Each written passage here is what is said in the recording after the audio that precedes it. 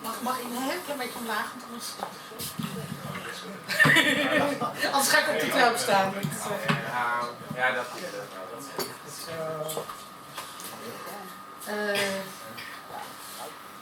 3 gedichten uit mijn nieuwe kind. Laat mijn egel met rust. En die lag net voor Dierendag in de winkel. Onze dierenarts. Ze kent het snot van elk dier, de piep van elke hond die bij haar komt. Het grommen en het mauwen en hoe ze ruiken naar bang, ziek, oud. Overdag kijkt ze door haar microscoop naar bloed en poep op een glazen plaatje.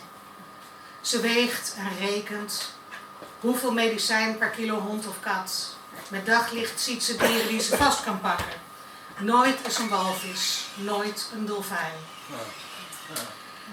'S Nachts kijkt ze naar fabeldieren in de lucht. Eenhoorn, draak, centaur, die is half man, half paard.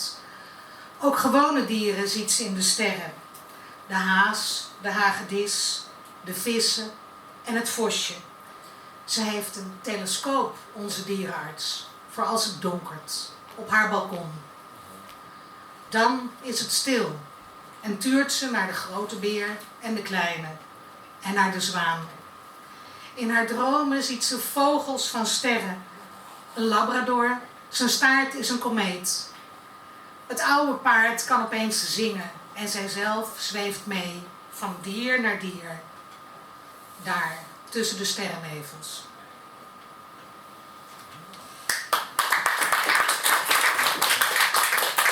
En om weer even op aarde te landen. Ik combineer hier een moeizame bevalling, een vastgevroren garagedeur en de slangen die gevoerd worden. Het is allemaal één pot nat. Porta Inferno.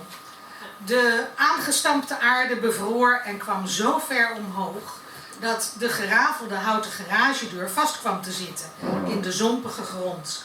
Schreef oma Frankrijk.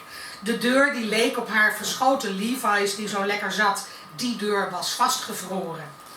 En de buurman wilde haar auto ontzetten door de deur met een krik omhoog te wippen. Alles kraakte en piepte, het leek wel seks. De spijkerbroekendeur scheurde met een gekreun zo klagelijk dat de buurman zijn gereedschap wegzette, de krik en de breekijzers.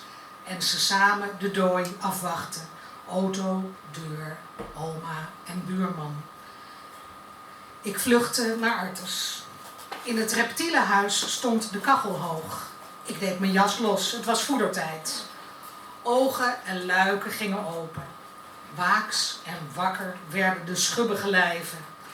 Eén bek spreidde zich puffend. Om de oren hoog, het lijfje breed. Ik weet nu hoe een slang konijntjes vreet. Haar vale bek scheurt open als een Sleetse denimdeur. Net omgekeerd bevallingskleed.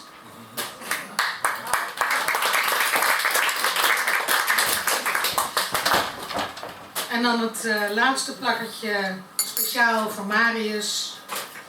Over een vriend die we allebei kennen. En die nog altijd een plek in ons hart heeft. Boer Konijn. Onder zijn jas, zijn te grote spijkerjas, was plaats voor al mijn witte pluizigheid. Ik was thuis bij hem. Hij nergens. Alleen met zijn snuffert vlak bij mijn zachte vacht een beetje. Hij legde een hart van madeliefjes voor mijn verjaardag neer. En nooit, nee, nooit schreeuwde hij. Waar is Boer Konijn nou?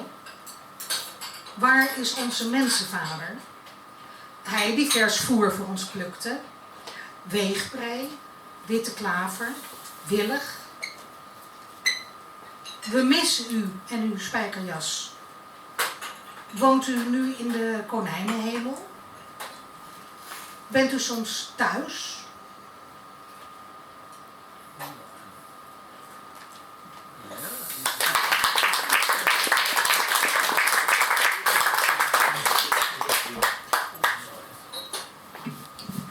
Katelijne Brouwer.